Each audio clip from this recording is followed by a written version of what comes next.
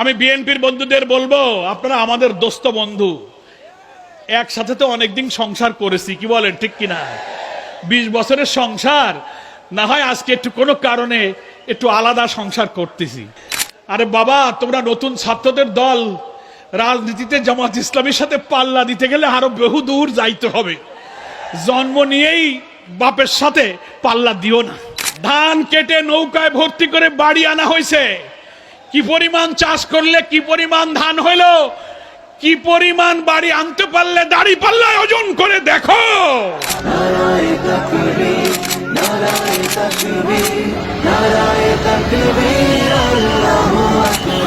জামাতের কর্মীরা সারা পৃথিবীতে কালেমার দাওয়াত দিয়ে যাবে।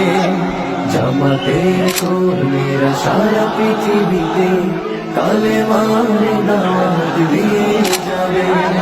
কোরআনের আলোকে সমাজ বিনির্মাণ, কোরআনের আলোকে সমাজ বিনির্মাণ, হাজার জুলুম বাধা উতরে যাবে। জামাতের কর্মীরা সারা আমরা দেখতে পাচ্ছি সাতক্ষীরার প্রত্যেকটি আসনে জামাত ইসলামীর মনোনীত প্রার্থীদেরকে ঘিরে একটি দাড়িপাল্লার জোয়ার তৈরি হয়েছে। শুধু সাতক্ষীরা নয়, সারা বাংলাদেশের চারিদিকে যেন নতুন বাংলাদেশের স্বপ্নে বিভোর বাংলার মানুষ দাড়িপাল্লায় ভোট দিতে প্রস্তুত হয়ে আছে। হিন্দুদের একটা দোষ, সবাই বলে যে হিন্দু মানে আওয়ামী লীগ, হিন্দু মানে নৌকা। আমি বলি না, এবার হিন্দুরা দেখাবে হিন্দু মানে নৌকা নয়, হিন্দু মানে দাড়িপাল্লা। তালা কলারোয়ার হিন্দুরা, আপনারা দাড়িপাল্লায় ভোট দিয়ে অতীতের সকল শাসনের চেয়ে সবচেয়ে নিরাপদে থাকবেন ইনশাআল্লাহ। এই তালার উপজেলার অনেক সংগ্রামী ঐতিহ্য আছে, আছে কিনা বলেন? তালা কলারোয়া ইসলামী আন্দোলনের একটা দুর্জয় ঘাঁটি। এই তালায় শুয়ে আছে ইয়াতিম আমানুল্লাহ আমান শহীদ আলিয়া মাদ্রাসার, মনে আছে আপনাদের? ভাত খাওয়ার সময় এই বিএনপির ছাত্র দলের খুনিরা গুলি করে এতিমকে খুন করেছিল। সেই এতিম আমানের এই তালা। এখানে শুয়ে আছে বিএল কলেজের সংগ্রামী ছাত্র নেতা শহীদ শেখ রহমত আলী। আমার এখানে বসে বসে মনে পড়ছে আমাদের আর এক নেতা, যিনি 1991 সালে কোন জোট ছাড়া নির্বাচন করে আওয়ামী লীগ বিএনপিকে হারিয়ে এখানে এমপি হয়েছিলেন, শেখ আনসার আলী। মনে আছে আপনাদের? এই তালার গ্রামে গঞ্জে তিনি ছুটেছিলেন, বিপুল ভোটে তিনি নির্বাচিত হয়ে তালা থেকে জাতীয় সংসদে তিনি নির্বাচিত হয়েছিলেন। জামাত ইসলামীর বাংলাদেশের পার্লামেন্টারি বোর্ডের তিনি সেক্রেটারি ছিলেন। সেই শেখ আনসার আলীর স্মৃতি বিজড়িত এই তালা। এই তালাবাসীকে এবার প্রমাণ করতে হবে কোন সন্ত্রাস, চাঁদাবাজি, অপপ্রচার, মিথ্যাচার, উস্কানিতে এই তালাবাসী আর থামবে না। বাংলাদেশের রাজধানী শহরে, নগরে, গ্রামে, বন্দরে নতুন বাংলাদেশের যে ঢেউ উঠেছে, পার্লামেন্টে সেই ঢেউকে পৌঁছায় দিতে হবে। সেই জন্য দাড়িপাল্লায় ভোট দিয়ে আমাদের প্রিয় নেতা আমিরে জামাত ডক্টর শফিকুর রহমান যে ডাক দিয়েছেন দেশবাসীকে, স্বাধীনতার 54 বছরের অত্যাচার, শোষণ, জুলুম, নিপীড়ন, অর্থনৈতিক বঞ্চনা, ভিন্ন মতের উপরে দমন পীড়ন, আইন আদালতে অবিচার, আলেম ওলামা ইসলামপন্থীদেরকে নিষ্ঠুর নির্দয়ভাবে হত্যা করা, আল্লাহ তাআলার দ্বীনের পথের সৈনিকদেরকে তিলে তিলে কারাগারে ঢুকিয়ে বৃদ্ধ বয়সে ফাঁসিতে ঝুলিয়ে হত্যা করা হয়েছে। কত মানুষকে রিমান্ডে, ক্রস ফায়ারে, আয়না ঘরে নিয়ে ইসলামের পথে থাকার কারণে, ফ্যাসিবাদের বিরুদ্ধে আন্দোলন করার কারণে হাজার হাজার মানুষকে খুন করা হয়েছে। মিথ্যা মামলায় এই তালা কলারোয়া সাতক্ষীরা শুধু নয়, বাংলাদেশের লক্ষ লক্ষ মানুষ জেল খেটেছে। আমাদের আমিরে জামাত চাই, ডাক দিয়েছেন, আমরা এমন একটি বাংলাদেশ চাই যে বাংলাদেশে মানবিক বাংলাদেশ হবে, অত্যাচার থাকবে না, জুলুম থাকবে না। যে বাংলাদেশের তরুণ সমাজকে দিয়ে বাংলাদেশকে দুনিয়ার বুকে একটি মডেল মানবিক বাংলাদেশ হিসেবে আমরা গড়তে চাই। আমিরে জামাত বলেছেন, জামাত ইসলামীকে যদি জনগণ ভালোবেসে আল্লাহ তাআলার রহমতের রাষ্ট্র ক্ষমতার দায়িত্ব দেন, আমরা তরুণ ছাত্র ছাত্রী, কলেজ, ইউনিভার্সিটি সব পর্যায়ের যুব শক্তিকে নৈতিক শিক্ষার ভিত্তিতে শিক্ষা ব্যবস্থাকে পুনর্গঠন করে উৎপাদনমুখী কারিগরি শিক্ষা দিয়ে লক্ষ লক্ষ তরুণকে এমন ভাবে আমরা কাজ দেব, কর্মসংস্থান দেব, শিক্ষিত করব, সমাজের উচ্চ পদে যাবে। এই বাংলাদেশ হবে একটি উন্নত সমৃদ্ধ মডেল বাংলাদেশ, কোনো বেকার থাকবে না।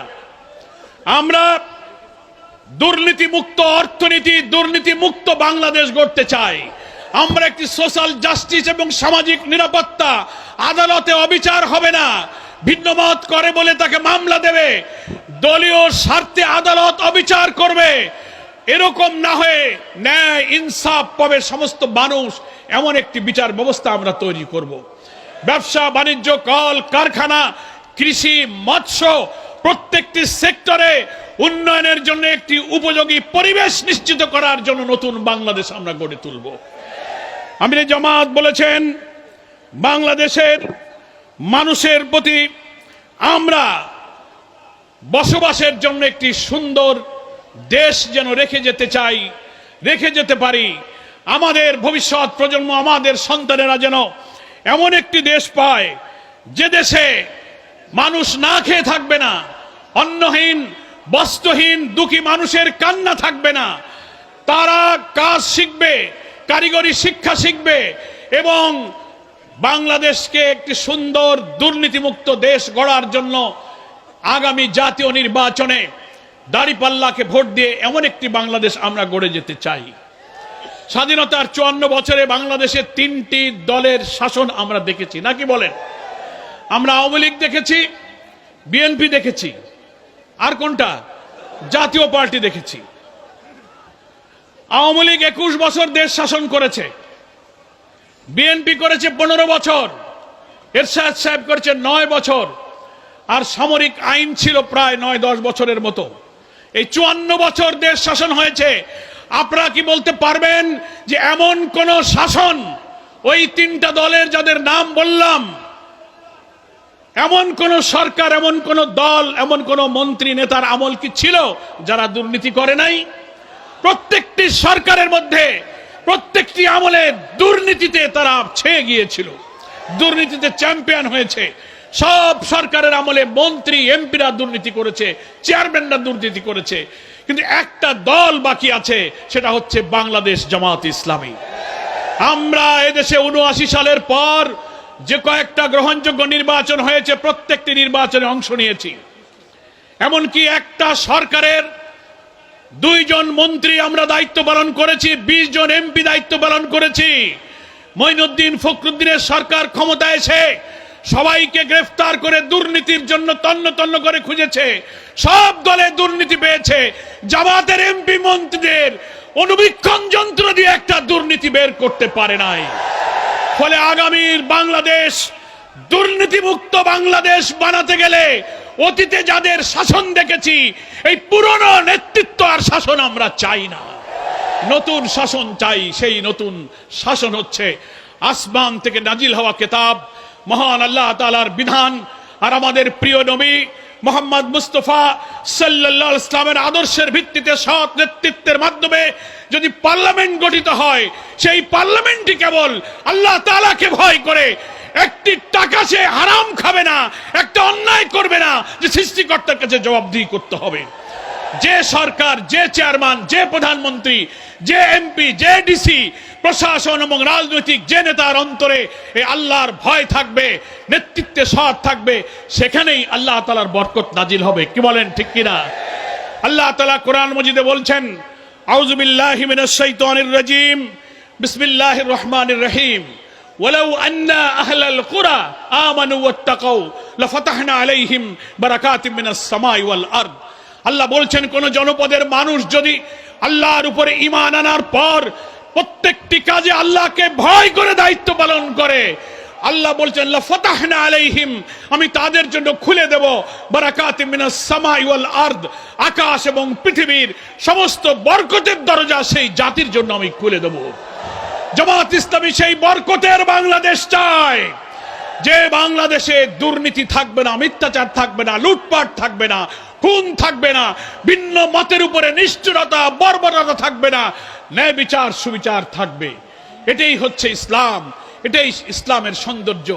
হিন্দু ভাইদেরকে আমার ডুমুরিয়া এই পাইকগাছা তালা কলারোয়ায় প্রচুর হিন্দু ভাইরা বসবাস করেন, তাদেরকেও আমরা বলেছি এই কৃষ্ণ নন্দীর কাছে শুনলেন, তারা এখন বুঝতে শিখেছে সৃষ্টিকর্তার বিধান দিয়ে যদি সমাজ চলে হিন্দু মুসলিম সব ধর্মের লোকেরা নিরাপদ থাকবে। কি বলেন?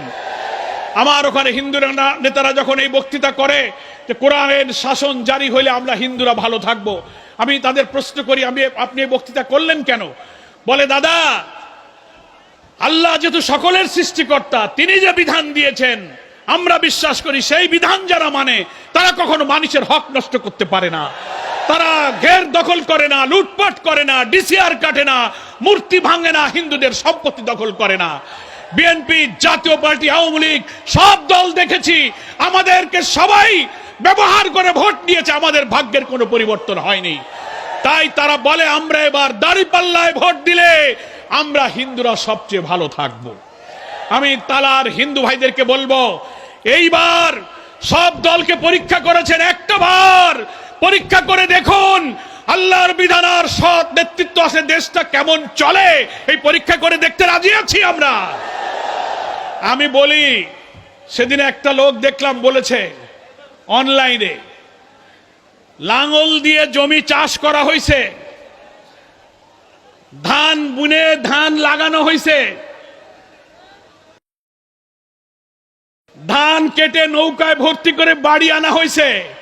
কি পরিমাণ চাষ করলে কি পরিমাণ ধান হইল, কি পরিমাণ বাড়ি আনতে পারলে দাঁড়িপাল্লায় ওজন করে দেখো, দাঁড়িপাল্লা ওজন করে দেখো যে এইটা দিয়ে দেশ দুনিয়া সংসার চলবে কিনা। চলে নাই। তিনবার শাসকেরা ভোট নিয়ে ক্ষমতায় গিয়ে নিজেদের ভাগ্য বদল করেছে, মানুষের ভাগ্য বদল হয় নাই। তাই এবার দেশের প্রান্তে প্রান্তে এখন দাঁড়িপাল্লার জোয়ার দেখছি, যেখানেই যাই রিক্সাওয়ালা, ঠেলাওয়ালা, হকার, টেম্পুওয়ালা, জিজ্ঞাসা করি ভাই ভোটের খবর টবর কি, লোকেরা যে আমারে বলে ভাই যেখানেই জিজ্ঞেস করি কয় না এবার দাঁড়িপাল্লায় ভোট দেব। কি আপনাদের কি সেই খবর আছে? তাহলে আমরা আশা করতে পারি বাংলাদেশ জামাত ইসলামীর যদি আল্লাহ তাআলার দয়া হয়, এই জাতির ভাগ্যে যদি নিরাপদ বাংলাদেশ, উন্নত বাংলাদেশ থাকে, তাহলে ইনশাআল্লাহ জামাত ইসলামীর হাতে রাষ্ট্রের দায়িত্ব আসবে। আমাদের আমির বলেছেন আল্লাহ তাআলা যদি আমাদেরকে রাষ্ট্র ক্ষমতা দেন, আমরা শাসক হব না, আমরা সেবক হব। কি বলেন ঠিক কিনা? সন্ত্রাস বিরোধী এবং উন্নয়নমুখী জনপদ আমরা ইনশাআল্লাহ গড়ে তুলব। সেই জন্য এখন অন্তর্বর্তীকালীন সরকারকে একটি অবাধ এবং নিরপেক্ষ নির্বাচনের জন্য আমরা সাহায্য করছি। জুলাই সনদ 17 তারিখে স্বাক্ষর হয়েছে। অনেকে প্রশ্ন করছেন যে আপনারা জুলাই সনদ সংস্কারগুলো মেনে নিয়ে সই করেছেন, একটা দল বাদে আর সব সই করেছে, তো আবার আপনারা আন্দোলন করছেন কেন? আমি বলেছি আমরা আন্দোলন করছি বিদ্যমান রাষ্ট্র ব্যবস্থা সংস্কার করে দুর্নীতিমুক্ত একটি প্রশাসনিক 6টি সংস্কার কমিশন যে করা হয়েছে, civil administration, judiciary, police, anti corruption এবং সব পর্যায়ের সংস্কার করে প্রধানমন্ত্রী রাষ্ট্রপতি ক্ষমতার ভারসাম্য, কেউ যেন ফ্যাসিবাদী কর্তৃত্ববাদী হয়ে না উঠতে পারে, দুর্নীতিমুক্ত হতে পারে, এমন সংস্কারে আমরা প্রায় অধিকাংশ দল একমত হয়েছি। তাই আমরা সেই সংস্কারে স্বাক্ষর করেছি। এখন প্রশ্ন বাকি হলো এই জুলাই সনদটা বাস্তবায়ন করতে হবে কিভাবে, সেইটার আইনি ভিত্তির জন্য ঐক্যমত্য কমিশনের সিদ্ধান্ত হয়েছে জুলাই সনদ বাস্তবায়ন আদেশ নামে একটা প্রেসিডেন্সিয়াল অর্ডার জারি করতে হবে, তারপর একটা গণভোট দিতে হবে। সেই গণভোটে এই সংস্কার করে নতুন রাষ্ট্র গড়ার জন্য আমরা যে সাংবিধানিক রাজনৈতিক সংস্কার করেছি তার পক্ষে জনগণ হ্যাঁ এবং না ভোট দেবে, তারপরে জাতীয় নির্বাচন হবে ইনশাল্লাহ ফেব্রুয়ারিতে। একটি দল বাধা দিচ্ছে, তারা বলছে না একই দিনে গণভোট। আগে গণভোট তারা চায়নি, সংস্কারের অনেক জায়গায় তারা বাধা দিয়েছে। আমরা বলেছি একজন প্রধানমন্ত্রী 10 বছরের বেশি ক্ষমতায় থাকতে পারবে না, তারা রাজি হয়নি। আমরা বলেছি একজন প্রধানমন্ত্রী দলের নেতা হবে, আবার দেশের প্রধানমন্ত্রী তা হবে না, পাল্টাতে হবে। আমরা এইসব সংস্কার প্রস্তাব দিয়ে আরো সাংবিধানিক পদ, রাষ্ট্রপতি প্রধানমন্ত্রীর ভারসাম্য, প্রধান বিচারপতি, আপিলেট ডিভিশনের বিচারপতি, সাংবিধানিক পদ নিয়োগের ক্ষেত্রে সেপারেট অ্যাপয়েন্টিং অথরিটি, অনেক সংস্কার আমরা করেছি। ইনশাআল্লাহ জুলাই সনদ ঘোষণার আদেশ জারি হলে গণভোটে হ্যাঁ বিজয়ী হবে, তারপর ফেব্রুয়ারিতে জাতীয় নির্বাচনে ভোট হলে একটি চমৎকার বাংলাদেশ ইনশাআল্লাহ গঠিত হবে। এখন কিছু কিছু দল দেখছে সংস্কার যদি হয়ে যায় তাহলে সেই বাংলাদেশে আমরা তো আর লুটপাট দুর্নীতি চুরি করতে পারবো না, সংস্কার ঠেকাও, জামাত ইসলামীকে ঠেকাও। এখন কিছু লোক জামাত ইসলামের মিটিং সিটিং এ বাধা দেয়, মিথ্যাচার করে, অপপ্রচার করে, সোশ্যাল মিডিয়া গণমাধ্যমে মিথ্যা কথা, বিকৃত বক্তব্য দিয়ে সোশ্যাল মিডিয়া মিথ্যাচারে ভরে যাচ্ছে। কি বলেন?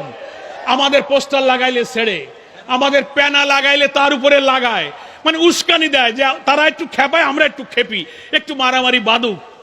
শিবিরের নেতা সাদ্দাম বলেছে আমরা কোনো উস্কানিতে পা দেব না। কি বলেন ঠিক কিনা?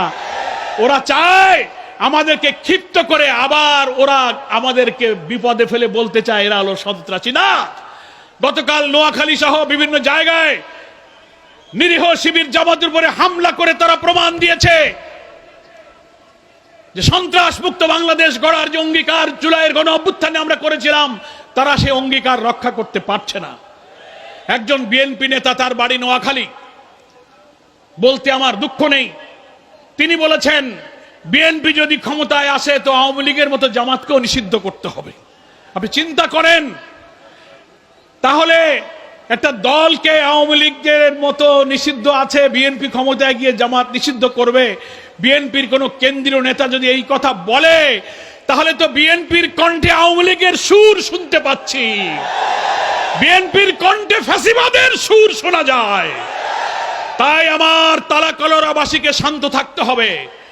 পায়ে পাড়া দিয়ে গন্ডগোল করবে, পোস্টার ছিড়বে, হামলা করবে, আমরা আমাদের প্রিয় নবীর শ্রেষ্ঠ উম্মতের মতো অসীম ধৈর্য দিয়ে নির্বাচন পর্যন্ত আমরা ধৈর্য ধারণ করব। ধৈর্যের বিনিময়ে বিজয়, ধৈর্যের বিনিময়ে বিজয় আমরা পাবো। ওরা সংঘাত সৃষ্টি করে আমাদেরকে বিশৃঙ্খলার দিকে নিতে চায়। সম্মানিত তালাবাসী, আমি আপনাদের কাছে আরেকটি কথা বলে আমার বক্তব্য শেষ করতে চাই। আমাদের ইজ্জতুল্লাহ অধ্যক্ষ, আপনাদের কি নতুন করে তাকে চিনাতে হবে যে তাকে কেন ভোট দেবেন? উনারে আমরা চিনি না। আমি মনে করি যারা অন্য দল থেকে এখানে নির্বাচন করবেন এবং বাংলাদেশে ইসলামী আন্দোলনের ছাত্র জীবন থেকে গড়ে ওঠা বিশ্ববিদ্যালয়ের তরুণ এই মেধাবী ছাত্র, এই তালা কলারোয়া নয়, সাতক্ষীরার ওই সাগর পাড় থেকে কলারোয়ার এই প্রান্ত পর্যন্ত প্রত্যেকটি জেলা উপজেলা গ্রামে গ্রামে ঘুরে কাজী শামসুর রহমানের সাথে এই সংগঠন তিনি হাতে করে গড়ে তুলেছেন। সবার কাছে পরিচিত, প্রিয়, জননন্দিত নেতা, তিনি আমাদের নেতা। মানুষকে তিনি ভালোবাসেন, তিনি নিরহংকার, তাকে আপনি কোনোদিন অহংকারী দেখবেন না, রাগান্বিত হতে দেখবেন না। মানুষকে কত আপন করে তিনি কাছে টেনে নেন। সারাটা জীবন এত মেধাবী হয়েও দুনিয়ার বিত্ত বৈভব সম্পদ গাড়ি বাড়ি দুনিয়া পাওয়ার জন্য তিনি চেষ্টা করেননি। সাধারণ সাদামাটা জীবন যাপন করে আল্লাহর দ্বীনের পথে তার জীবনটা তিনি পার করে দিয়েছেন। এই বার্ধক্য বয়সে অসুস্থ শরীরে আজ জামাত ইসলামী ইজ্জতুল্লাহর মতো একটি ফুল তালাবাসীর কাছে উপহার দিয়ে গেছে। আপনারা কি তাকে বিজয়ী করে পার্লামেন্টে পাঠাতে রাজি আছেন? কোন অপপ্রচারে কাজ হবে না। আমি বিএনপির বন্ধুদের বলবো, আপনারা আমাদের দোস্ত বন্ধু, একসাথে তো অনেকদিন সংসার করেছি, কি বলেন ঠিক কিনা? 20 বছরের সংসার, না হয় আজকে একটু কোনো কারণে একটু আলাদা সংসার করতেছি। রাজনীতিতে সুসম্পর্ক রাখতে হবে, ঠিক না? আজকে এখানে মিটিং, চারিদিকে আমাদের প্যানা, কাল রাত্রি কেন তার উপরে এসে আরেকটা প্যানা লাগাবেন? কেন আমাদেরটা ছিঁড়ে ফেলবেন, চারিদিকে লাগাবেন, অন্য সময় তো লাগাইলেন না? তো এটা তো কোনো দোস্ত বন্ধুর কাজ হলো না, নাকি বলেন? মিটিং তো আপনারাও করবেন। আপনারা যা দিয়ে হুমকি দেন, নোয়াখালীর যে বিএনপির নেতা বলেছেন বিএনপি ক্ষমতায় গেলে জামাত নিষিদ্ধ করবেন, এটা আওয়ামী লীগের সুরে আপনি কথা বলেছেন। যে ফ্যাসিবাদকে বিদায়ের জন্য আমরা রাজপথে থেকে ফ্যাসিবাদ বিরোধী সংগ্রাম করেছি, তাদের মুখে কেন আবার সেই ফ্যাসিস্ট স্টাইলে আমরা হুমকি শুনতে পারবো?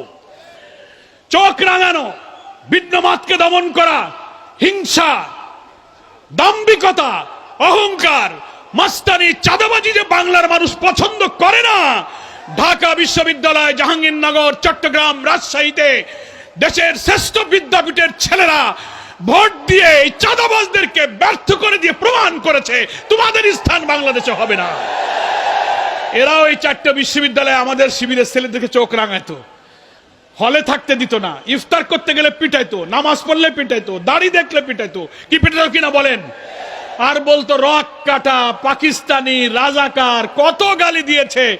সব গালিকে ভুল প্রমাণ করে বিশ্ববিদ্যালয়ের ছেলেরা ভোট দিয়ে যারা গালি দিয়েছে তাদেরকেই হারিয়ে দিয়েছে।